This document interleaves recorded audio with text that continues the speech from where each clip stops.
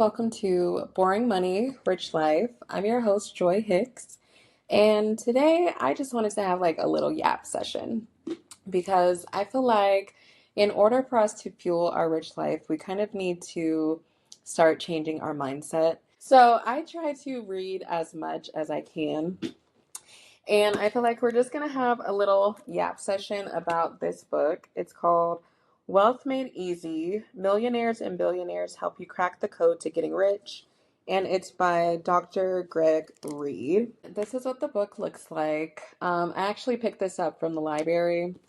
I will say it's not like a must read, but there are some good little nuggets in here. And I was like, why not share it with you guys? Like I said, I'm learning myself. I'm taking in knowledge, and as I learn things, I'm definitely going to bring that back to you. I feel like this book is good if you are looking for ways or just advice, maybe like on a business or something that you're looking to start up. So that way you have more disposable income to kind of fuel your rich life. So let's get into it. So what this book kind of does, the author, he reached out to different millionaires and even some billionaires within his network and interviewed them, and each of them provided just like a different piece of advice for up and coming millionaires and business owners. So I'm just going to go through the ones that I feel like are of interest because there's 74 different people he interviewed in here.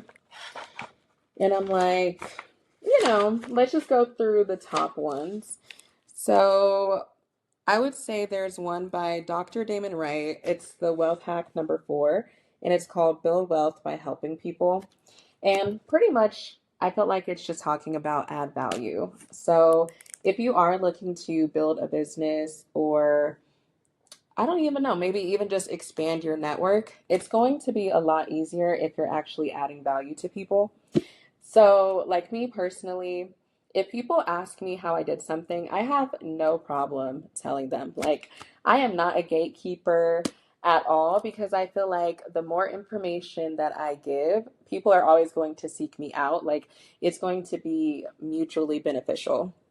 So, if you're trying to build something or grow your network, make sure that you're actually adding value, right? Like, if you want somebody's time, make sure that you're making it worth their while as well, because again, people want to see what they're going to get out of it. It's up to you, especially as the business owner or somebody who's looking to meet other people and grow your network. It's up to you to make sure that you're adding value. Okay, so the next one that I felt was kind of good, it's from Reid Knight Jr., and it's the 5th wealth hack, and it is find a need and fill it. So this is actually pretty relatable to like what I do for work.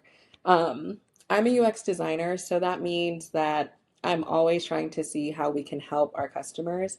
I'm always looking for problems, and not just uncovering problems just because, but uncovering the problems so that we can actually provide a solution, provide a better experience, and make it easier for our customers to engage with us.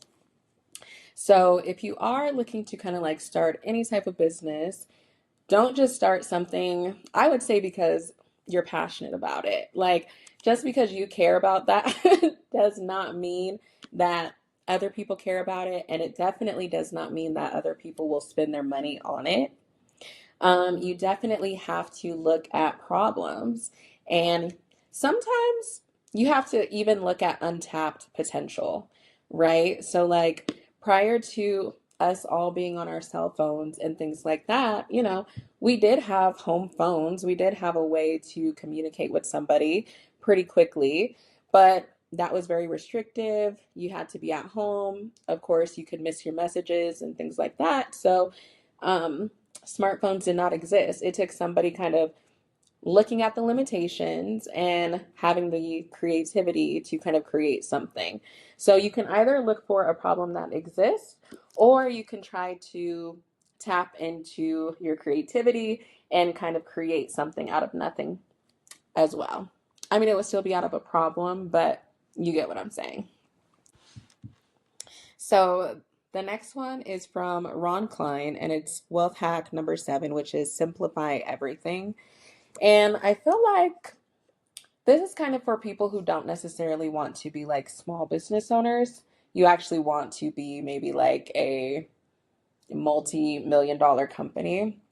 And what they're kind of talking about is find ways to make things easier on your customers. Kind of pretty much on the same lines of what we're talking about in a way, but find a way to simplify something. So, like, if you notice that your customers have to spend a lot of time doing something, you can create a $1 million business by just making their lives a lot easier. Nobody wants to waste time in this day and age. Like, time is so valuable, it's so important.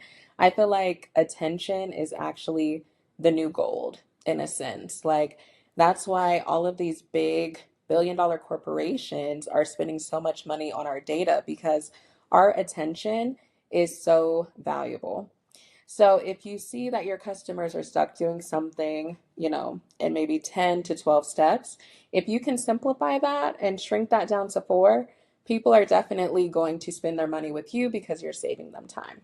Okay, so the next one that I felt like was pretty interesting. I don't remember which millionaire was interviewed for this one, but it was the 20th wealth hack, and it was saying, retain wealth by believing that you deserve it. So I feel like this is a pretty big thing because I noticed for myself, and I was even talking with my friend about this. I feel like money flows to me pretty easily. And I mean, I thank God for that, but I feel like money really does flow to me pretty easily because I'm not worried about money. I don't look at money as a scarcity or like a limited resource. I feel like money is very abundant. I feel like there's always opportunity out there. And, I'm not afraid to try things because I tend to get money from the things that I try. And I feel like if you have noticed maybe that you're always in like this scarcity mindset, that's going to attract you kind of staying there. So, my background is actually in social work. I have a minor in psychology, and when I was going to school, one of my favorite like classes was our neuroscience class because I just love to study the brain and just the way that we think, right? So our minds do everything in their power to keep us safe because that's like the primal part of us, right? Survival. So if you're normal is like scarcity, constantly in debt, living paycheck to paycheck, never being able to pay your bills on time. You always have some unexpected expense that puts you back. If that is like your normal, that's always going to be where your mind tries to take you back to until you start to create like new neural pathways in your brain. And you do that by reading books, surrounding yourself with different people who are millionaires and who are billionaires and these different things. Like, if you want to meet people who are millionaires, like, you could honestly go to a conference. Like, I went to, what was it called? I went to Denver Startup Week last year. I want to say it was around maybe like September or August of last year. And there were so many millionaires and a few billionaires in that room. And when you're in spaces like that constantly, it shows you that it's possible because those people, they dress so regular. They look literally just like regular human beings. And I think that's one of the misconceptions about wealth. We think it's like the Kim Kardashians of the world or like the LeBron James of the world. And everybody has on these chains and has these, I'm sure they do have nice houses, right? But we think, all of them are driving all these luxury cars all the time and things like that. When you actually go to a place that's full of millionaires and you see like they have on regular slacks. I mean, it's not like Walmart slacks, but they have on regular slacks, a nice t-shirt. They're very like reserved and they're also very humble for the most part for the people that I have met. And so when you start to surround yourself with that type of environment, when you start to read books about people who started with nothing and then now they have a $300 million company, it trains your brain to rethink what is possible. And I feel like, because my family, thank goodness, like they always kind of instilled in me to strive for greatness and apply myself. Like I never really limited myself. If anything, I actually think I could probably do anything, which is probably like my character flaw.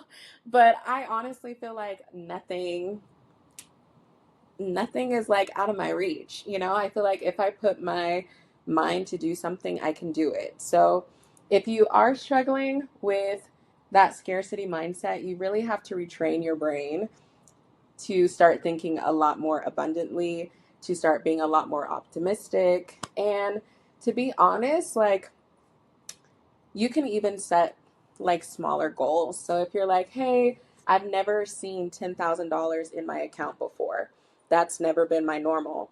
So then you set that as your first goal. And then once you reach it, you're going to be like, oh my gosh, you're going to actually be shocked when you have less than $10,000 in your account. And then you say, you know what, now my next goal is going to be 20,000. And it's like now your brain is kind of shifting a little bit, and that's the goal. And that kind of touches on the next wealth hack. So, again, I don't know the millionaire. I didn't write the millionaire down, but the wealth hack is number 23. And it says, be kind to your future self. And you do that by making small increment steps today that will help your future self. So, I always ask you guys, what boring thing can you do today to fuel your rich life? Because if you do just one thing today, it can definitely help you and start putting you on the path to a more abundant and a more wealthy lifestyle, right? So, even for myself, I really had to challenge myself just about the way that I spend my time. Because sometimes, like, especially if there's a good show on, I'll spend like all day binge watching something. And I'm like, oh, 2 hours has passed and I'm just sitting here watching TV. I really had to challenge myself because I'm like, what is the life that I actually want? you know, it's going to take work to get there. So if I can start doing small little things today that will benefit me 10 years down the road, I need to actually put action behind it and I need to make sure that I'm doing those things. So like even where I am today, it's because of things that I did in my early 20s, right? Like deciding to go to school and finishing school like pretty early allowed me to pay off my student loans pretty early. And then that allowed me to save up so that way I could pay off my car and all of these things, right? So the things that you're doing for your rich life today, it's not really for the now. It's really for who you're going to be in the next few years. The next one is wealth hack number 28, which is plot your next move. I feel like this is something that kind of just goes back to like habits and things like that. So, like I said, me, I'm always reading because I really just want to learn, right? Like, I don't have 15 millionaires that I could sit down in a room today, but I could definitely, read a book like this and you still start to get like those different nuggets, right? Now, in the future, do I think I will have a lot of millionaire friends? Absolutely. But, in order to get there, you have to start planting the seeds now. So, the things that you do today, kind of what I was talking about before, it definitely matters because it's going to help you figure out where you're headed. I think that's the biggest part of like a mindset shift. You have to have a vision for your life. So, for me, I am very goal oriented. Um, I am a little bit of an overachiever.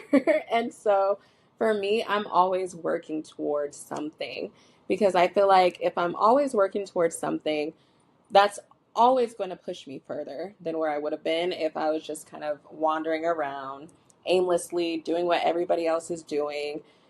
For me, I'm always like, okay, what's next? And again, I like it because I really feel like that expands my mind to what's possible. So don't be afraid to dream and hope for what is possible. Like, if you want to be rich, that's absolutely possible. Just plot your next move and then put action behind it. I will say this next wealth hack, I felt like was probably the highlight of the book. Like I said, I think this book is not a must read. It's kind of like, you have some downtime. I would say read this book. But there is one thing in here that I felt like was actually very useful and very helpful. It is Wealth Hack 39, which is Invest Like a Farmer. It comes from Nick Halleck, and he is an entrepreneur, an investor, and I guess he is the creator of the 5-day weekend strategy. So his concept is pretty much he believes that the best type of investing comes from investing like a farmer, and that the economy kind of works in a cycle. So, what he was saying is that the world is really just based on an economic seasonal clock. So, 12 o'clock, that marks the economic summer. And during that time, you want to kind of start storing up your money. So, like during summer, a farmer is kind of storing up all of the hay. For us, it would be starting to store up all of your money and things like that. And he was saying the reason why you're doing this is because you're trying to prepare for fall.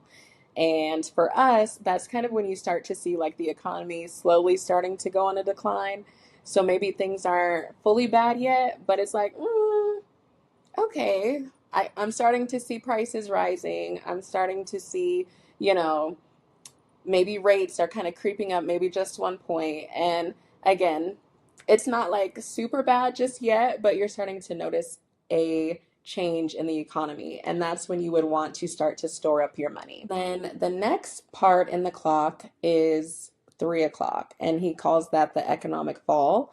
And so this is when you start to see rising interest rates, share prices, and commodity prices, they all begin to decline. Overseas reserves all begin to decline. So, this is when you want to tighten your money even further. This is when you really want to cut back on spending. So, this is definitely when you want to tighten your money. You want to cut spending. You really want to be saving at this time and just kind of like what a farmer would be doing. They're stockpiling all of their hay and all that stuff. You really want to be stockpiling all of your money. So, next on the clock, he has 6 o'clock, which is the economic winter. And that is when things are really bad. So, he says that's when you start to see like a recession, you start to see bankruptcies, foreclosures, people are losing jobs. And for the standard consumer, he was saying this is when everybody, they are in such an economic downturn that like they're losing all of these things. They don't have money. But for an investor, this is like go time because investors buy things at a bargain. They do not buy things at retail. That's how you turn a profit, right? So, what he was saying is that again, you did all of that stockpiling of your finances for this economic winter. Like an investor, unfortunately, makes money during this time. I have heard a saying where it's like millionaires are born out of recessions, just because, again, that's where they're getting things for so cheap. They're getting like property and maybe they're buying up businesses and they're doing bailouts and all of these things at literally the lowest price. And then when you start to move into 9 o'clock, then you're moving back into an economic spring where you slowly start to see the economy return back to normal. And by that time, all of the prepared investors, they've already racked up on all of the bargains. And so now they're starting to see a return from their investment. He was saying this is when like the scared investors start to feel comfortable because those are the ones who might not have been as prepared. So they start to invest during that time. They start to feel a little bit more comfortable during that time. So thinking about doing what it takes to fuel your rich life, I feel like that's why it's so important to live debt free because if another economic winter happens, which we might be in for pretty soon, you know, it's important to have that disposable income because that's like those buying opportunities that don't come along very often and you kind of have to be ready for them. Those are really what takes like the average person to like millionaire status, right? Because think about it. if you have a whole bunch of credit card debt, and that's why I made that video, kind of paying down your credit card debt. But if you have a whole bunch of debt and things like that, and then you end up in a position where you don't have any disposable income, you lose your job, you're going to be in a horrible position, right? Which happened to a lot of people in like the Great Depression or even in 2008, right? A lot of people, even in 2020, were going through a lot of like financial hardship. Thankfully, we did have like some boost in the economy and things like that, but also think about it from another standpoint. Let's say you don't have credit card debt, you don't have a car note. Let's say you do have a mortgage, but you have enough disposable income, you have enough cash flowing assets coming in to where if you lost your job and it took you 6 months to find a new one, you're still good because you have other assets, you have other forms of income, and then you also have enough money to invest. That would be amazing, right? And I think reading this book was probably just for this one section, but I think that's really what we're trying to do is just prepare for those investing opportunities. Because again, like I said a few moments ago, investors do not pay retail, right? That is consuming. Actually, investing means you're getting something at a lower entry point, and then you start to see a return on your money if it goes well, right? Like, not every investment is going to work out and things like that, but that's the whole point of this thing. And he was saying that the best time to sell is when the economy is at its peak. So I would say 2020 was kind of interesting because job wise, it was horrible, right? People couldn't go to work, everything was shut down.